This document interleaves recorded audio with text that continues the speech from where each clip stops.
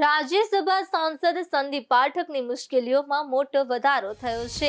આમ આદમી પાર્ટી છોડીને ભાજપમાં જોડાયાના ગણતરીના સમયમાં જ તેમની સામે પંજાબમાં કાયદાકીય ગાડીઓ કસાયો છે। આમ આદમી પાર્ટીના પૂર્વ નેતા અને હાલમાં જ ભાજપમાં સામેલ થયેલા રાજ્યસભા સાંસદ સંદીપ પાઠક વિરુદ્ધ પંજાબમાં બે અલગ અલગ જિલ્લાઓમાં એફઆઈઆર નોંધાવવામાં આવી છે। આ બંને કેસ ગંભીર કલમો હેઠળ હોવાથી પંજાબ પોલીસ ગમે ત્યારે તેમની ધરપકડ કરી શકે તેવી શક્યતા છે। પંજાબ પોલીસ દ્વારા નોંધાયેલા બિન જમીનપાત્ર કલમો હેઠળ દાખલ કરવામાં આવ્યા છે।